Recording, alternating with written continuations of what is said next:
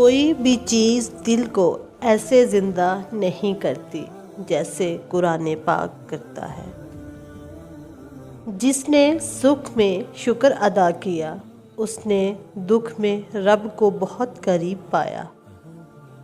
میری لاکھ برائیوں کو جانتے ہوئے بھی مجھ سے بے انتہا محبت کرنے والا صرف میرا اللہ ہے۔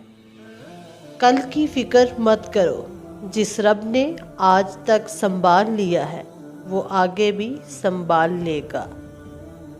میں گناہ ایسے کرتا ہوں جیسے وہ دیکھ نہیں رہا، وہ معاف ایسے کرتا ہے جیسے اس نے دیکھا ہی نہیں۔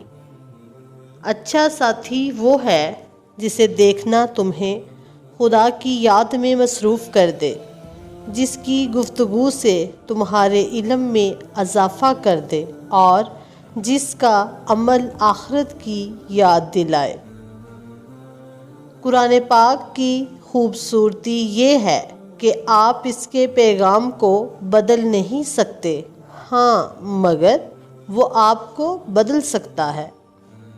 جس کے ہاتھ میں قرآن ہو، زبان پر اللہ کا کلام ہو، نہ وہ دل بے سکون ہو سکتا ہے اور نہ وہ ہاتھ خالی ہو سکتا ہے۔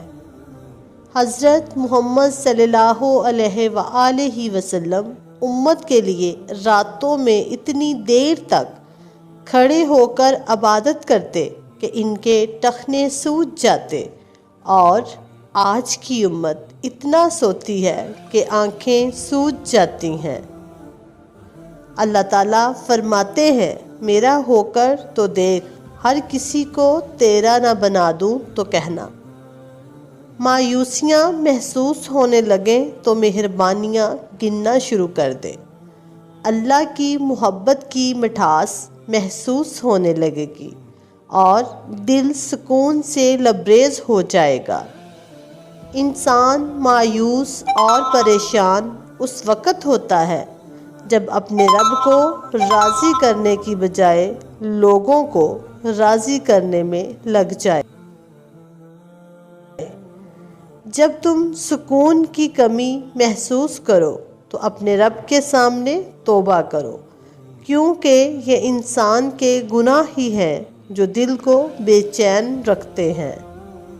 لوگ جتنا بھی دل دکھائیں یہ یاد رکھا کریں کہ جب اللہ کے بندے ہمیں توڑتے ہیں تو ان کا توڑنا ہمیں اللہ سے جوڑتا ہے۔ اللہ کے ساتھ کیے گئے کسی معاملے میں خسارہ نہیں، پھر وہ صدقہ ہو یا خیرات، تجارت ہو یا محبت، راز و نیاز ہو یا دعا۔ لیکن انسان کو یہ بات جلدی سے کہاں سمجھ میں آتی ہے۔